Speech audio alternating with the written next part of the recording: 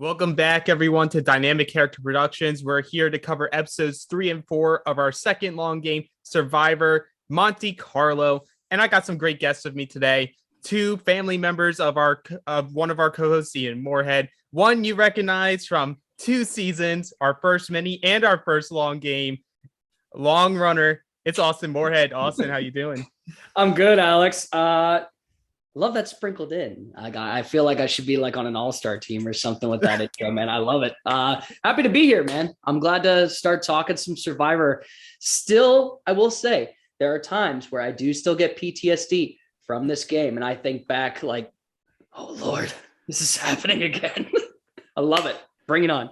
I love that you just end up back on the island, the metaphorical island that is. And also with us today, you will see him constantly on Twitch for thoughts from the bench, some of the best sports coverage there is. It's Derek or Deke. How you doing, man? Good. Thank you for having me, dude. I'll be fully transparent. I do not really watch Survivor outside of your guys' Survivor. Your guys, like all of the org stuff you guys have done with last one, obviously, with Exile Island, watching because Austin, Ian, and then personal friend Simmons as well, to this one as well. I adore it. Like it's the fullest level of Survivor that I've ever really dove into. Like Ian sent me some seasons to check out, but I'm all in. So I'm super geeked to be here. Thanks for having me. Hey, we're happy to be here. And I need to know, when you were watching Exile Island, who are you rooting for more, Austin or Simmons? Honestly, man. So it's tough. Like I love Austin. Simmons was in the friend group growing up, but so watching through everything, I have notes, and the one note I have is I miss Bill the most, to be fully transparent. Bill the Thrill we started a little Twitter hashtag going crazy, but all three of them, man. So it was actually super cool to see the two people come on for this season from that season. But I have a soft spot in my heart for Austin, despite making fun of him all the time. So I appreciate that on my end. Well, awesome. Well, let's get right into it. We're going to start with episode 3. Everyone is we had a couple options for the title, but we thought that was appropriate because with this season we're seeing both groups for the most part seem very, like, at least on the front, very unified, very together. It's like a very social season, and it's really like who's putting the most time in is going to be doing the best, at least in this early portion of the game. So obviously that we go with Ruken. We see the Texas connection of Kiley, Parker, and Margaret all talking about what sort of led to Nick's demise. And it was just that he came in too hot, too heavy. Austin, you have experience with this game. You've dealt with a lot of players that from all aspects. Would you sort of agree with their mindset? Like if you were on that tribe, Nick would have been the person you would have wanted out for just being too hot, too heavy, when you usually are like more that let's just chill out, let's just get our people, like stay the course type of deal. Yeah, there's a very good point in time in the game where you want to start playing hot and heavy. And it is certainly not episode 2. It is certainly, you want to lean back, you want to build relationships, you want to get to know these people rather than start creating multiple group sessions. And granted, like there are multiple people that play this strategy that he played. It's right. Not a bad one. It's just that, when you do this, you automatically put a target on your back.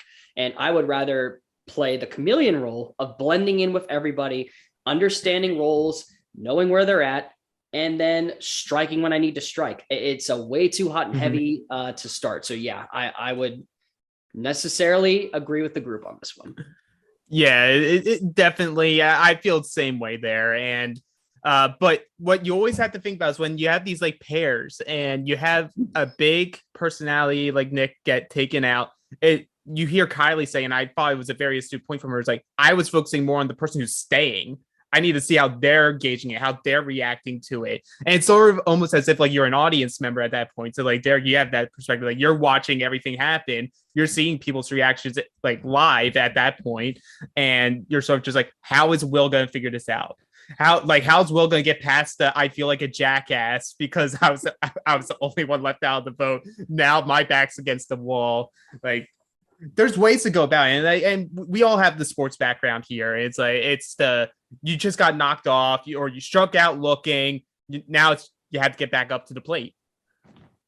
I think the cool thing about it, I wrote down for Will when and one thing is, Austin, I agree with you. Your strategy previously and then the chameleon role, I enjoy a lot because it's not boisterous and it doesn't make it easy for other people to sway to go against you. So that was with Nick. It was just too big, too broad, and it was too easy for everyone to say, hey, he's pushing heavy today, let's get him out. But for Will, I think it's really interesting to see because all of the side conversations are amazing, and they came out of there obviously losing Nick, and Will still having to maintain the fact that he's still on a team. There's still, you still have to play the game, but he seemed to somewhat, at least in the episode, take more of a back seat and then let everything else develop, because if he would have tried anything to be a little hot and heavy, it's proven here it's not going to work. So he needs to blend in and kind of take advantage of the fact that I picked Will from the start to be one of my favorites here. I think he was a big personality in terms of just like likability, not big in terms of trying to move anything. So I think he can work his way around it. I have trust in him. Yeah, I can definitely speak from a production aspect. For my own perspective, at this point in the season, I had the very same reaction as you. I was like, Will's handling it like almost as well as you possibly could for someone who doesn't have as much experience, like watching the show or even playing the game, and being able to just like figure it out. Like, okay, I need to take a step back. Like, I can't get angry. I can't, confront people about this. Like, I just have to like tell them where my head was at, stay low, keep my head down, do the work, and hopefully it paves my way through. And obviously with these two episodes, we see that tribe win. So, hey, one of the best things to happen if you're on the bottom, your tribe keeps winning. It's a later problem to have. Yeah. For sure. So that like brings us over to Serpone, and we get some perspectives here. And obviously we sort of get to like the breadcrumbs here of Julia's eventual reason why she goes is her work life just like really amped up right as the game started. So she didn't have that same amount of time as everyone else to really get those like connections in and really like sink your claws in and really hook people in. And Austin, like early game, it's different than a mini. Like with a long game, the amount of time that you need to dedicate, especially early on, I don't think a lot of people truly wrap their heads around. Like they hear like, oh, you're gonna have to do a considerable amount of time to like, oh, okay, like maybe a couple hours. Like, and then I'll talk to a few people like Austin. Like, give us some more of the reality, the behind the scenes from your experience. Yeah, I will say maybe it's a couple hours in the game itself on camera on the Zoom, but as most of us really know, you never really leave the island.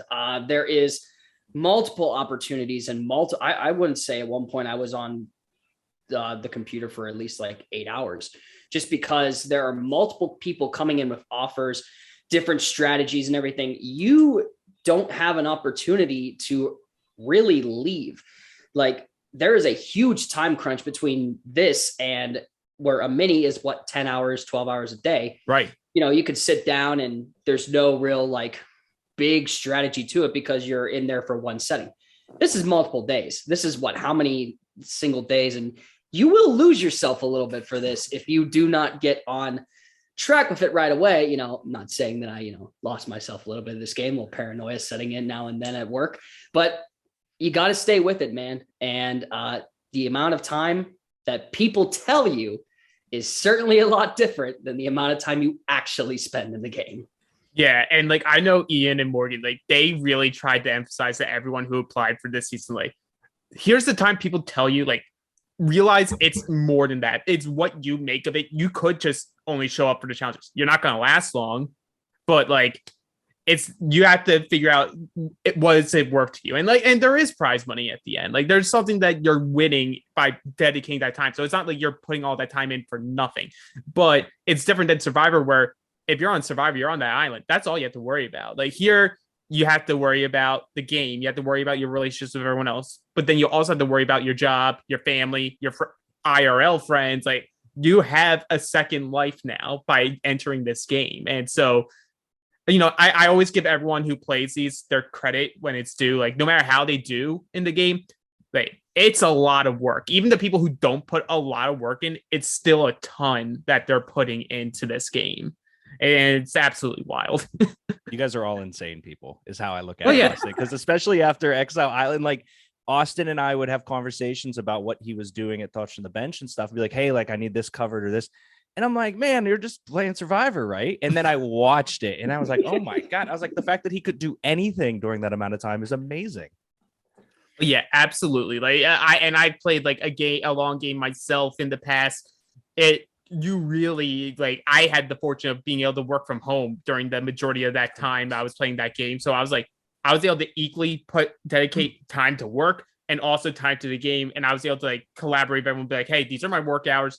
Text me, don't call me. I'll call you after those hours. And it's like it's how you manage it. It's very delicate, but you see someone like Jonathan, experienced veteran of the games. He comes in, and these two episodes, like he very much impressed me with his confessionals, with what he was trying to tell you. Is just like I want to be as honest as possible, but I can understand the threats because it's to me it's clear as day. McKenna has a great social game. Victoria has experience, but Victoria's transparent. I can bring her in, and it's just that we're seeing all these people that are new, and you can see them learning, and then you see Jonathan, and Jonathan's just like, I know this stuff.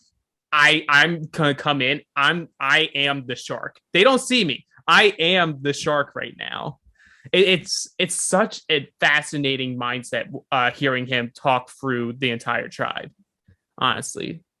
I think the coolest thing about Jonathan to me is that, like you said, like you see, so Austin mentioned something earlier, chameleon, right? Which is, to me, I instantly know what it is, but there are terms that Survivor fans and Survivor players use commonly to talk about archetypes. For him, like, I didn't realize everyone was what they were until he literally sat there and listed it out. And I was like, wow, like that really, he understands every aspect of this game. It was crazy. Absolutely crazy. And he mentions McKenna, and like, so we're starting to see these like hodgepodges of foursomes within this group trying to come together. Like we see there was this introvert alliance with 4 of them still on this tribe with Elijah, Kyle, Victoria, Jonathan, but there's this other group that Mike wants to form that McKenna's good with because she feels Mike's this good short-term ally to have because he's not afraid to get his hands dirty, not afraid to cause waves, cause some chaos. And that's with those two, Kyle and Victoria. So we're seeing Kyle and Victoria sort of like just through happenstance of just being, I guess, social enough and likable enough, being put in this like central position where they will always know what's happening. And the inner workings of a tribe is so delicate and so easy to combust if you don't handle that knowledge appropriately. So like, Austin, I want to hear from you there because like you had solid allies like in the games that you played, and you would go in more times than not understanding where everyone was. Yeah, that is the case. You want to build up. I said from the very beginning when I started doing my Survivor reign, I wanted one experienced veteran and I wanted one social master. And that's what I eventually got in John and Mackenzie. I wanted that all that brought in to me, so I kind of knew where everything was. Now with this, it's always a great opportunity to be on the ins and outs of everything, right? I kind of enjoy, I mean, like I said, I play the chameleon role. I get what Mike's trying to do when he's trying to make waves, and all that's saying to me is I want to make eventual problems for myself, because that's you know we kind of see where that lands. And I don't know, I appreciate the hodgepodges that there are, because you get to see these different variations of styles, different variations of people going in and out, and you also, how is this going to interact with other groups? It is a blistering fire that I love to just watch burn. Oh my God, I absolutely love that.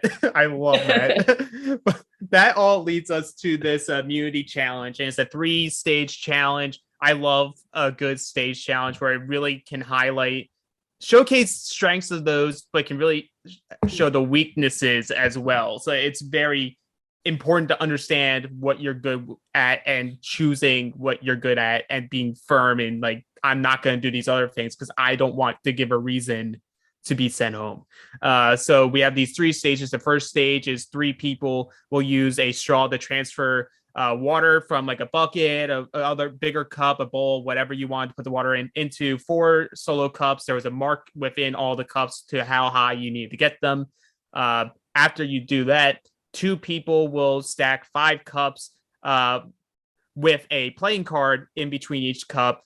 I tested it. It's not easy, even though some people made it look extremely easy. And then obviously 3rd stage, the last 2 players of your tribe will solve a jigsaw puzzle. With Serpone having an extra member, they were supposed to sit someone out.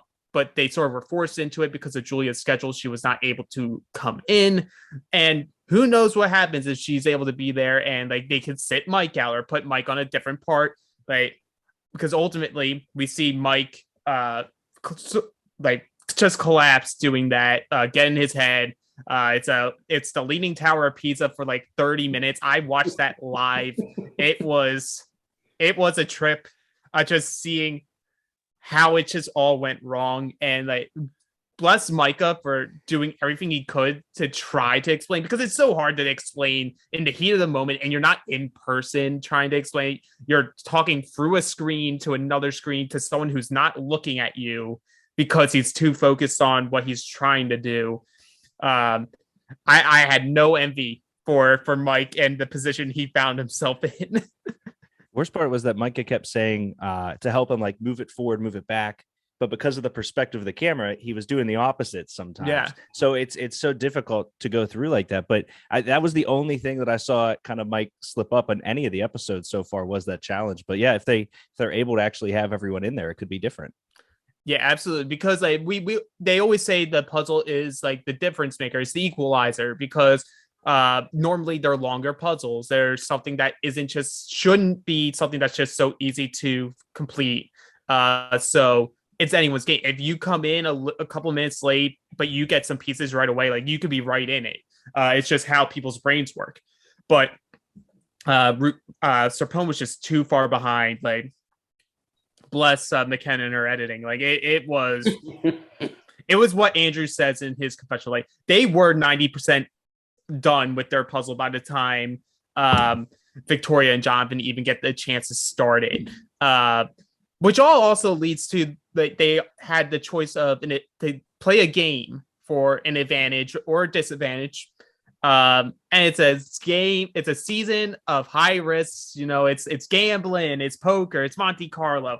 And I told the production team, like, both of these teams are not going to do this. And what do we see? Both teams not doing it. I'm like, you have some people in here while they're playing a game that's high risk and just Survivor by itself. I'm like, there's a lot of people in this that are risk averse. And like you see Kyle and Victoria and all of them, like everyone from Serpone just like, hey, we have the momentum. Like the worst thing we can do is play this game. We don't do it right, and they play the game. They do it right. Then it's a double negative against us. Something that could really happen.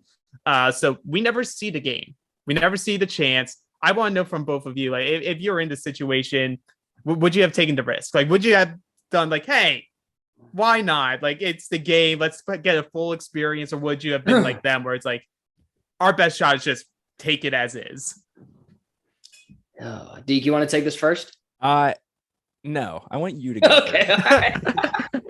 I want to see your answer first. All right, cool.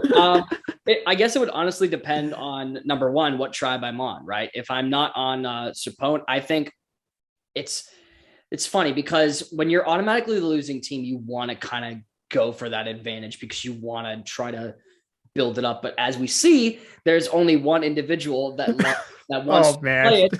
And it's unfortunately it's Will. It's the one that's on the outs. And it's even more of a shocker as to like, dang, he really does not know what this whole tribe is doing.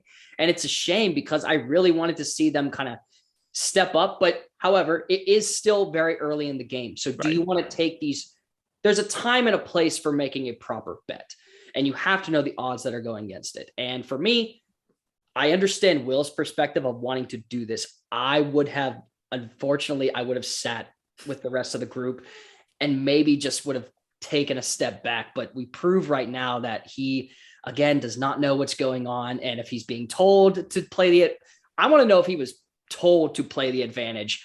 And then it would seem like, is it going to be even worse that he is on the outs? But to me, I would have sat out either way, just played my time, played my cards right, as they call it, my poker face, and would have eventually maybe later down the road went for something.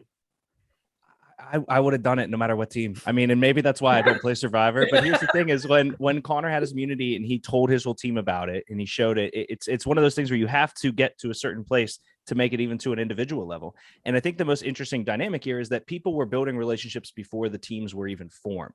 So the thought of, the making sure you're in your team and you're sound and structurally good, but at the same time, I want to eliminate obviously as many people on Serpone or on Rucken, whatever it is. And so taking that gamble for me, I would have tried to convince the team to do it. Obviously, I wouldn't have done something malicious, hopefully. But I think I would have tried for it either way. I mean, it's Monte Carlo, Austin. Betting hands, man. I get you. See, this is why we need him on a season one day. I'm telling you, man, throw him on. I love that mindset, honestly, because I as much as I'm someone who I always tell, like, I'm someone who's very much more times than not a risk averse person. But when it comes to these games, for some reason, it comes out to me that I'm like, I want to have some fun. Like, come on. I would have been egging everyone on and be like, come on, how bad could it be? It's chance. If they do chance, they have just as much of a chance to get a disadvantage as we do. Let's have some fun. And then when it comes to like the actual part of the challenge, like, is there a specific part of this setup that you guys think you would have excelled at the most if you were on a tribe and had to compete? I'm going to go with the water one. I know for a fact that cup stacking is harder than it looks. And I also, the puzzle gave me a headache just staring at it. So just absolutely water in a straw. That's an easy motion for me. I know how to do that. I've been training since I was 4 years old, I think, with a straw. So I'd be good there. I would go with the cups, and that's just because I have proper training with doing certain cup challenges. I'm obviously being not the most giftedly athletic. That endurance with the straws is harder than it looks. I did it with water bottles at one point, and I ended up taking my rug with me, which sent all the water all over my wooden floor. And at that point, I just kind of laid down. I said, it's over. I'm not, what am I going to do? So for me, it's the cups. Proving that I can stack and hold a little bit helps with that. So. Absolutely. But yeah, we see Ruken gets their win back. They are safe. We have Andrew parading about how he sucked water so fast it was like spring break of 2013. He got some good jokes in his confessionals and these episodes. I'm for it. I love that they decided to put his like taunting in after the challenge both episodes. I think it's fun, and it's sort of like we're sort of seeing him like also within these episodes, sort of like being an unnamed leader of this tribe, which like definitely has its benefits early on. And we'll see how that like keeps going moving forward. We don't know what happens, but does having that title, as much as it gives you the pros, the cons that come with it, like, are we seeing it set up here? Are we seeing like what is going to lead him down a bad path? Or are we seeing him like, no, I have control and this is what's going to happen now? It has to be, and Austin, keep me honest here, it has to be a good thing early on when you're getting rid of people that are outliers or getting rid of people that might push too hard. But that 100%, whether it's a good thing or a bad thing, it puts an instant target on your back. So it's a really good thing, I think, for the early rounds. But if you don't build a solid foundation as the leader of the tribe very easily just targets you because you are the if de facto leader. Oh, 100%. Like it's all great and dandy when you're like, having control. But here's the thing. If you firmly believe that you have control over your entire team, you will fail. And that is because no one, we've seen it time again where people think that they are in the right path. They are on the great society that they are and that they're leading their tribe. The thing is, Caesar was stabbed by his own people. So, I mean, it does come back to haunt you, whether you think it's going to come or not. But it is essentially great in the long run. But you start losing a little bit, people start talking, strategy comes into play. Eventually, you might get stabbed in the back. Yeah, it's just like in sports. Eventually, when there's some downtrodden times and things get rough, who's the first person that gets blamed? Not the players. The leader. The person in charge. Yep. So we will see with that story. But then we get into this little pre-scramble round before tribal. It's a straightforward tribal, but the context heading into it, I like, because as we were just talking about Andrew and the benefits of being someone who is in charge, counter that with Jonathan, who's like, I don't want to be in charge. all I need is the information. If I have the information, that's just as valuable as being the person, quote unquote, in charge. And I loved that, because then you also have Mike, who's like, I want to be in charge, but I just did shit on this challenge. So I know what I want to do, but I need to keep my mouth shut and just like talk my way through just the vote not being on me this round.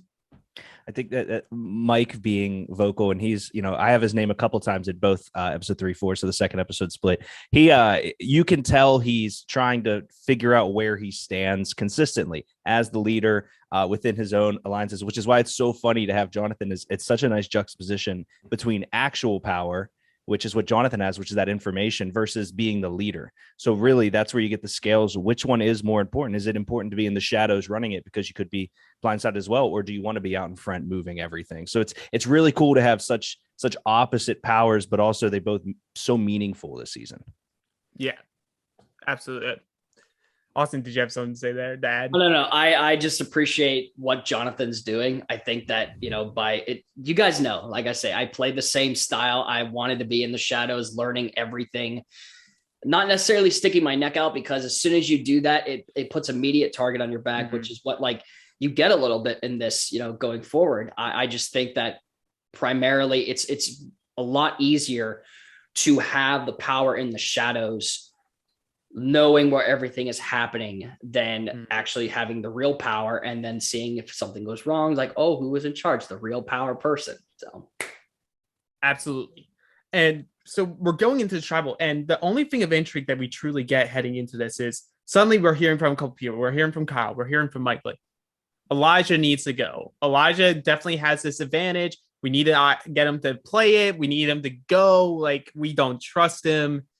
He could potentially be a flipper, but we also see that's another reason for Julia is like she had connections from people that aren't on this tribe. If we swap, if we merge, she could be the most likely person to flip against us. So it's like this balance of, do we keep this person who is the easy vote and take out a threat, or do we take out the easy vote now? But now we have to deal with the fact that if we lose again, we have a bunch of people that are very well connected with each other, that are more dangerous and harder to maneuver around. And it's this great debate that I love seeing, because it should be straightforward. It should just be like, you're going to vote out Julia, clean your hands of it, hope that you win the next challenge. But there's those people who just like, but I want to play the game. Yeah. And it is playing the game, taking out the person that's perceived to be the easiest person to get out. And that's where you face that conundrum of what's the correct decision. I think ultimately the correct decision was made. It just turns out they just didn't do well in charades the next game. But that's a separate story. What a challenge, by the way. Yeah, I love that. That was amazing. Honestly, I think we'll probably be taking a break from charades. I would hope, but you never know. We got a new season coming out soon, or filming soon. It could be in that one too. So who knows? Always just be ready for charade anything. Season. 100% only charades games for the entire season. Honestly, I don't think production can handle that. Because there's always that one person. There's always that one person every season who just. Charades isn't for everybody. Let's just say that. But we do see Julia ultimately go. It was truly amazing to see that for someone who didn't have the time for it, like still want to play. She had fun while getting the chance to play. And the fact that you still had people who were trying to find any reason in the world to vote Elijah out instead of Julia. But ultimately we see Julia go. I feel like she's someone who would be a lot better suited for a one-day event. And I would love to see that sometime in the future with her. It was kind of surprising because when you get down to the end of the challenge, and I don't even know why, like, it didn't register up to that point, but I was like, oh, it's Mike. Like, Mike clearly physically had messed up the cup thing back then. And so then it has to be. And then it hit me that she wasn't able to even be, like, it started all registering at the same time. And I was like, that's just such an easy vote. And especially when I first started getting into Survivor, I didn't realize, full transparency, that at the end there was the council vote. I assumed it was just the last person. So when you look at, like you were saying, with low hanging fruit and cutting people loose that are the easy ones, is it is that the play that you really want to carry on your back the entire time? So I think it was one of those low hanging fruit, easy calls. But there were some other names that could have gone there, and I wouldn't have been surprised at all. Yeah, there's definitely maybe this is just from a perspective where I always look 2 steps ahead, 3 steps ahead, and maybe not 4 steps ahead that this comes in. Because if I was me on that tribe, I would have personally taken Elijah out. I know that that's a thing, but then you have Julia for an easy vote later. So if you don't want to build that relationship now, if you don't do well on the challenge on the next one, then you have the easy vote. Take the person that has a little bit more style, a little more finesse. I know, and it's easy to say that because you're on the team. You want to try to work with that individual, but at the same time, I want to try to work with Julia because I haven't seen much of her in this game. I want to know what she's all about. I want to know her style. And maybe that's just like I said, a retrospective of me just looking 2 steps ahead instead of 4 steps ahead. But I would have won a different route. I completely understand the route they take, though. Absolutely. Because the other thing you have to keep in mind is if you don't take Julia out now, then why's the reason to get her out in the future? Like that's sort of like the thing that you trap yourself in. Yeah. Or you have to expect other people to get trapped in that mindset of, okay, if we don't take out Julia now, we lose the next challenge. Could I potentially go because the easy vote should be Julia, but we choose the easy vote this time. Right. She didn't go. So it's like, it's that weird balancing, the risk that you have to take. And that's why I love, like, Survivor is just this big gamble. It's all these decisions that line up and you just hope that you have the correct hand each time and that you don't have to fold. You don't have to get your torch snuffed and say goodbye to the game. That does lead us into episode 4. And, we do get some conversations here and there from people talking about like their connections. Serpone feels great. They feel the strongest people that are left in their game are the strongest people on their tribe. Same with Rukan. Rukan's like, our communication has been on point. We're doing well. We see Parker connecting with Will and Will like trying to like sort of reestablish himself now into the game. So all good stuff. Charades. I honestly, I don't need to explain charades. We saw what happened. A lot of hijinks that went down. I need to hear both of your reactions overall of what the hell we watched there. Go ahead, Oz. What was the animal that they couldn't get? It was like baboon. A baboon. Yeah, he said this is a baboon. This is a baboon. This is why we lost. This is why we're going home. I think looking at it, Austin, I want to say I would be good at it. I know for a fact I would not have gotten any of those. So. No, the issue I think we were having was we never want to repeat, for the most part, the animals that we've used in the past. Because if anyone does their homework, they know what to expect. And they don't even need to be paying attention to what's going on. They'll just start guessing, oh, well, they did horse and cow last time. So I'm going to guess that now and hope that I'm right.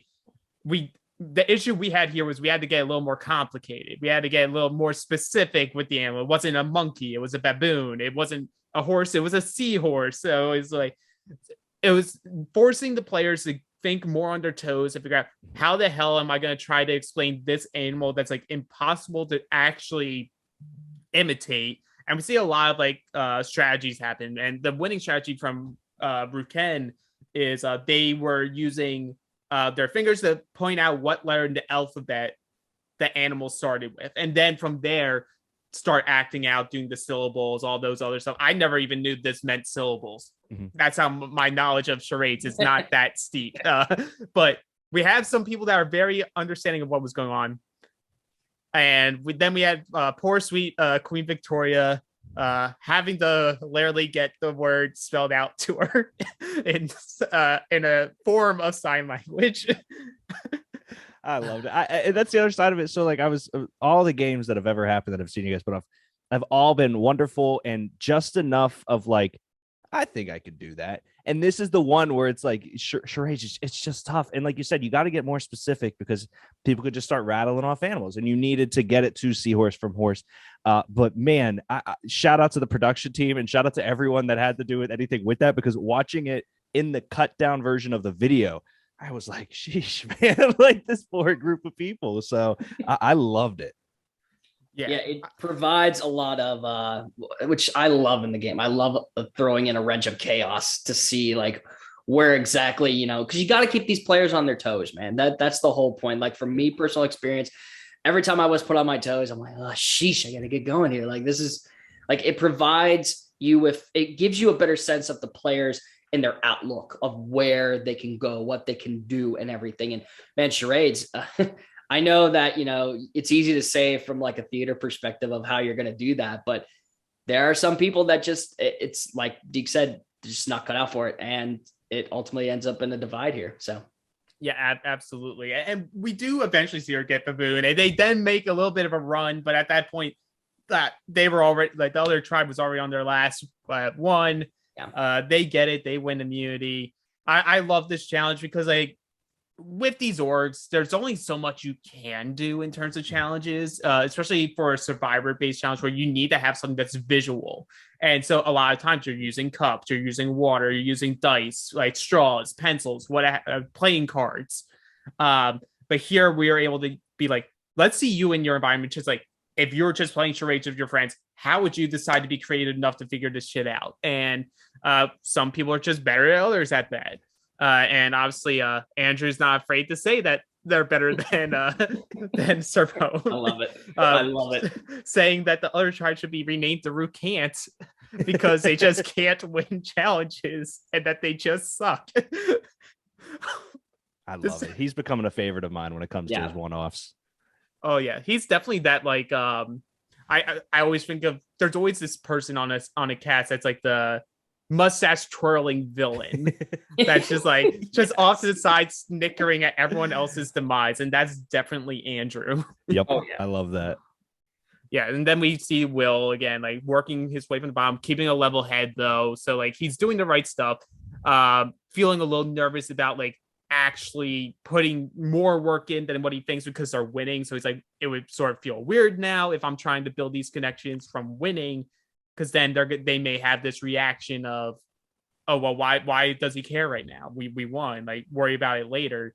It's like that impossible situation you're in. You're in a rock and a hard place because you need to be building these bonds. You need to be playing the game to reestablish yourself as a player and as an ally, a useful tool. Because we heard in episode 3, Kiley sees value in Will. Like, the Parker sees value in Will. Like, now it's just like, you don't necessarily need to pitch like, oh, who needs to go home? You need to pitch like, why should you want to keep me in the game? Will's best attribute is for them to keep winning, obviously, but the other side of it is Will needs to do nothing more than what he's been doing, which is just be a good teammate, sit there, let everything kind of develop and continue to win. Because the more, like you were saying, Alex, the more he presses and the more he goes, hey, we should start conversations. If you accidentally leave one person out of that message, then everyone else thinks you're attacking that person. If you accidentally say one, misstep of a word, everyone's easily going to target you out. You already have a target in your back as well. So just, it's an easy river. Just relax, win the challenges, and don't push too hard right now. Right. Yeah, absolutely. That leads us to Serpone. And boy, was this just chaos personified. I'm pretty sure every single person minus Jonathan's name was spoken at one point as a target leading into this tribal. And so we originally are seeing this weird battle between McKenna and Elijah. We don't know why Elijah's targeting McKenna, but for some whatever reason, he's like, McKenna should be the option. You have McKenna who's like, I got out of this once before. I'm going to get this kid out now. And so we have this battle going around, and everyone's sort of on board with it, minus Jonathan and Mike. Like, both of them were like, Mike's like, I could see Elijah going, I just want him to play his thing, and then we could just get some other person out, because I want to work with McKenna. Jonathan wants to work with McKenna, even though he says, like, if I want to work with you, you need to go. Like, if people want to keep you in the game, that's bad. Like, if I want to keep in the game, I know I need to vote you out now. Like that, and that's like a next level form of thinking. Like, I remember when I first heard it, when I was going through his confessionals during the game, and it like really sparked a light bulb in my head, because I don't even think about it in that way of like, because I'm like, if I like them, I see value. I want to work with them long term. And he's like, well, if I see that, everyone else is seeing this and they're not doing anything about it. So that means something does need to be done about it, but not now. Because he's like, I have McKenna who wants to go after Elijah who wants to go after them. I want to work with both of them.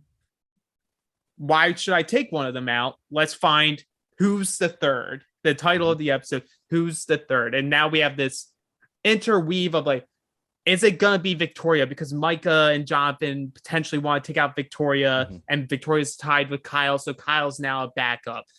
Is it going to be Micah? Because Victoria wants Micah out, and other people are like, Micah could just be this casualty. Like he wasn't around at the very beginning, but he's been around since. But he's targeting people that we want to work with.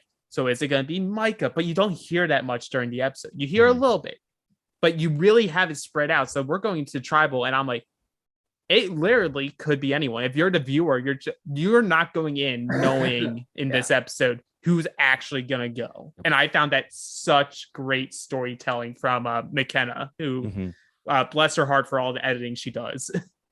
I think that the two notes that I had written down is one, Elijah is being used as an absolute weapon. So I heard Elijah's name more than I saw Elijah up to tribal. And I thought that was funny. And then the other side of it, Jonathan had a meeting where he convinced his small group of people that the other group, which was Mike, I believe, was using them to do their dirty work. When it, as the viewer, I'm like, Jonathan's obviously then using these two to do his dirty work. It was just so perfectly worded by Jonathan to say, hey, those people want us to vote him.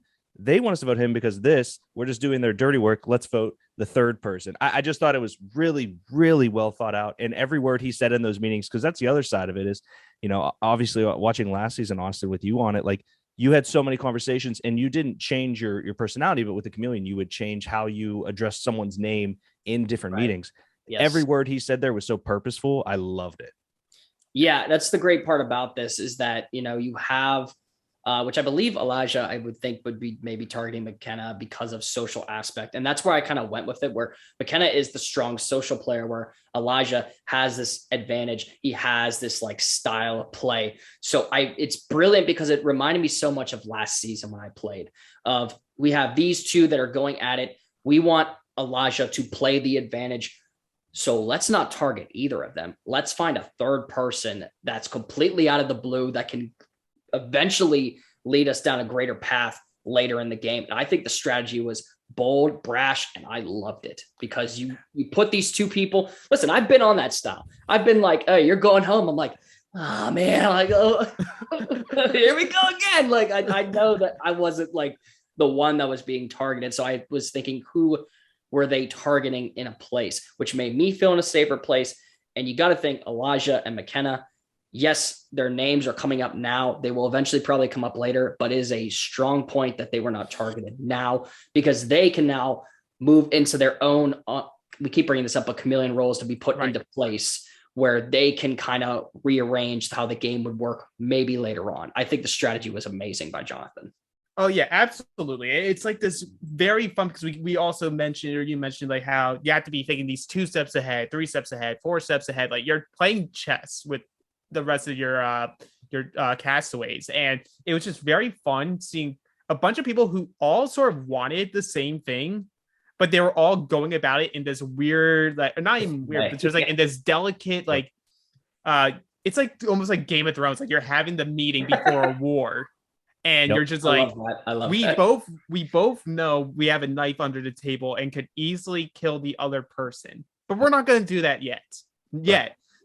But this is how I'm going to position myself where I have more allies than you do when that war comes. And I found that just fascinating because ultimately we see Mike's idea sort of take more reign after there was this brief moment in time where it looked like it was maybe going to turn on Victoria because of her challenge performance. And, she is a returning player. And there was that threat of just coming in and be like, yes, she didn't go far in exile, but she has experience with this group as well. So good opportunity to take a big swing. The swing doesn't happen. We see 5 votes on Micah in a true blindside. And I love when an actual blindside comes to fruition and the person truly had no clue that it could even possibly be them. It's just that reaction face of the second vote of Micah popping down and his mouth is dropping. I'm just like, there's your TV moment right there. It's tough to watch, Execution. man. It's so tough to it's watch. really hard. It makes me just cringe. I'm like, oh man, You could also see the individuals that played their part in that. They're like snickering behind their hand, like, gotcha. Yeah, I love it. No, absolutely. And we also then see there was a vote on Mike and a vote on Victoria. So what I didn't know was I wasn't there when they were reading the votes because I'm holding everyone in a separate room as they vote. I didn't know the reason why Elijah voted for Mike was in the event that all the votes were on him, that Mike and potentially McKenna, potentially Victoria would both be safe from a rock draw or a wheel spin. Austin's very familiar with those. Yeah, that's some PTSD. Talk about taking chance and gambling. That was probably the biggest thing we ever did. Like, oh yeah, absolutely. And I didn't realize that because I knew Mike told him like 10 minutes before tribal, like, hey, all the votes are going your way. I love that Mike played bold this round and like was like, I'm gonna take charge. I want this advantage burned. I want a different person gone. Now Elijah can be vulnerable, but I'm gonna play it off as if I'm trying to help Elijah out. And that's how, at least in this moment, that's how Elijah's taking it. So it's very interesting seeing that was the logic behind it, because from what we know about Elijah currently is he's a student of the game, student of DCP, wants to get far, and will do what needs to be done on what he thinks is a strategic level. So not only was he just trying to save himself, he was also now trying to save multiple people, including himself, which, that takes cojones, and good on you, man. Oh yeah. They had an early conversation I thought was interesting between Victoria and Elijah that it was both of them kind of discussing their weakness in their mind was the social game. And it's super funny because I feel like they haven't been at the forefront of it, but they've both done well enough that like they're parts of bigger missions, which I don't know if you want to be there or you don't want to be there, right. But I don't think they give themselves enough credit for the way that they, sometimes letting other people manipulate your decision is a plan in itself as well. I think Elijah has another layer of thinking that it's not just like, oh, I got him to burn his idol. I think he has a plan, which is something that's really cool to see kind of unfold. Yeah, that's the we always talk about with the onion layer of like how many layers are you going to peel back before you reveal the real person behind these plans? And God forbid, there could be a challenge coming up where he gets immunity and he's safe. So like, then you have to figure like, crap, like our entire plan that we thought was going to come to fruition maybe isn't going the way that we do. And now he plays in and he comes in like the shark that he is. Like it all depends, man. That's why I love this game. It's completely unpredictable. And the other thing you have to remember is both advantages have been played. Yep. Who knows if something else were to come out?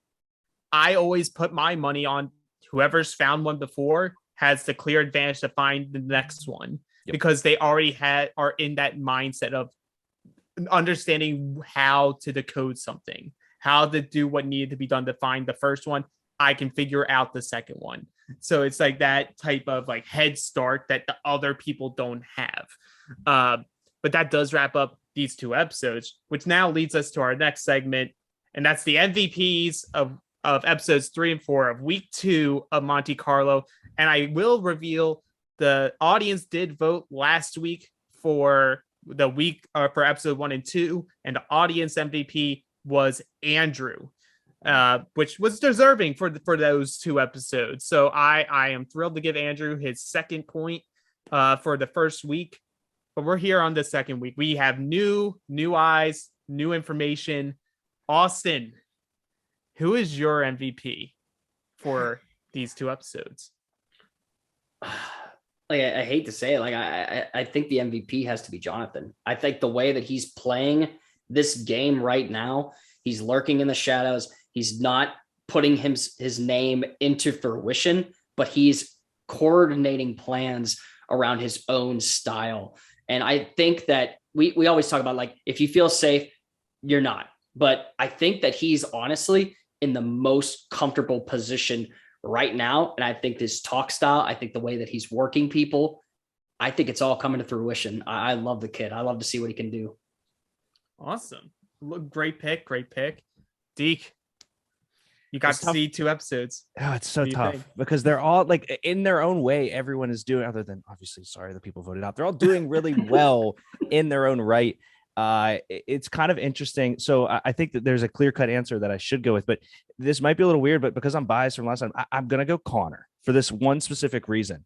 He has very vividly addressed what sent him down a bad path on Exile Island and fixed it. And I think he's opening up to his team. He's not as pushy. I understand he hasn't had the impact in this game yet, but the fact that he has changed so much, and I've gotten to see him be changed, and Austin, tell me if you feel the same or different there about that. But the fact that he was aware of what was wrong the last time and is seemingly fixing it this time, I love that. So it's a little biased from season to season, but I'm a big fan of his going into this one, and I wasn't as much a big fan last time.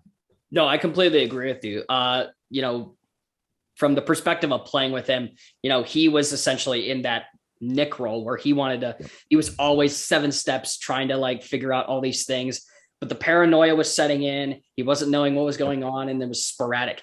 He has toned down so much in this season that already I view him as like the most improved player already. Connor, you're doing great, man. For real. Like, keep it up. We love you. Absolutely. It's like, it says something like Connor is a very interesting point because like we didn't really see much of him for these 2 episodes, but maybe that's not a bad thing, because the reason why he was so up in front in the first season was because he was a target, because of just his paranoia running wild and just hit that energy that like a 16, 17-year-old kid has, is just, you're going to look like a goofball. And he really came in this time like level-headed. You're not hearing his name as a target, even though like he found an advantage, played it for reasons. Like, I don't agree with him playing it already, but he had his reasons. And for now, he's on the back burner, and that's probably where he exactly wants to be. I would have picked, just to counter your pick, where I was going to go before my heart took me was Mike, because of his big push. But if you look at that big push, that's what cost people the game last time, was being out front, being this big, voice in it. So just to explain a little bit, I still love you, Mike. I think Mike's awesome. Well, don't worry, because I will gladly give Mike my MVP. There was several for me. Like, Mike was an option, Jonathan was an option, and for me, McKenna was an option. And I'll briefly say for McKenna, the reason why she was almost it was she now for the second time was a target that could have went home, and she had everyone else, including herself, managing to finagle their way around her not even receiving a vote at this tribal, which, hands off to her. That's impressive. But I'm going to give it to Mike because I do want to award bold play and also having game awareness. He could have done what he did in this episode, in episode 3, but he understood his positioning. He knew, I didn't do well in the challenge. If I tried to push this, I could become the target. I could go home. I need to let this easy vote happen, but let me slow burn. Then comes in episode 4, they lose, but it's not his fault that they lost. And now he's like, okay, I know there's people that are on my side. Let's get this action going, and gets ultimately what he wants done at the end of the day. So I am going to give Mike my MVP, which gives us a pretty good spread for these first 2 episodes. These first 2 weeks, we have a vote for Victoria. We got 2 for Andrew, and then one for McKenna, one for Mike, one for Jonathan, and one for Connor. So it's anyone's game early on. And the audience, you guys get another chance to put in your MVP for this week. We'll be posting up stuff on all of our social media, on our Facebook, on our Instagram. Please answer and provide your thoughts on who you think was the best player of this week. It will be revealed next episode when we're going into week 3. But with that does wrap up this recap of Monte Carlo. And thank you so much, Deke and Austin, for coming in, giving us your takes as both casuals and as former players and maybe future players. Yeah, stuck in future. I saw that, Alex. Yeah. But I do want to give you guys a chance to plug your stuff. Yeah, go ahead, Aus. Yeah. Thoughts from the bench. It's what we are, man. We love it. Been doing this how many years, Deke? Like, this will be, so coming up December will be 6 years. So we're a little over 5 years now. Yeah. I know from my perspective, I'm going to put my stuff out and then we can talk about like just the site and the draft and everything that we've been doing. I manage Tuesday shows on 6:30 on Twitch of the Rank Kings Court. It's my baby. It's my bread and butter. It's what I do, where I basically pick a topic and we rank everything and anything under the sun. We've done things from, DC to Marvel to we just recently did Johnny Depp and eggs. And eggs. We've done an egg ranking. I mean, like, can't go much further than that, but it's always good for me that I put this category and I think, how can I divide it? Like, how can I put like all these little perspectives and kind of put everything out there for everyone to go, like, be so controversial that everyone has to comment. They're like, oh my, that's what do you mean you didn't see blow from Johnny Depp? Why is that not in the top 10? You have no idea how many comments I got on that. Like, you need to see blow. I do. I really do. But it's all about the engagement of the audience for that, which I love. I love playing this kind of like heel role as a king. Yeah, it's amazing. But yeah, always 6:30 on Twitch for Thoughts from the Bench. Yeah, and obviously from one content creation entity to the other, I love everything you guys do at DCP, and I think it's really commendable the amount of people you have and everything. So I love it. But Thoughts from the Bench, yeah, we have our blog, our YouTube channel, our Twitch channel, twitch.tv/Thoughts from the Bench. We do a Monday live show called Draft Day, Thursday live show called Two Beers Deep, Tuesday live show called Rankings Court, video game streaming Tuesdays and Wednesdays, which will be back. And then during the football season, we do a Sunday morning pre-kickoff show, as well as just a couple blogs and some other YouTube videos we put out there. So again, though, Alex, 100% to your entire team. This is extremely impressive. I'm a massive fan of the way the episodes are cut, told into stories, the way you guys handle yourselves, the graphics, everything about it. Kudos, hats off to everything you guys do, because it is super, super impressive, and I'm a massive fan. Great. It goes both ways, my friend.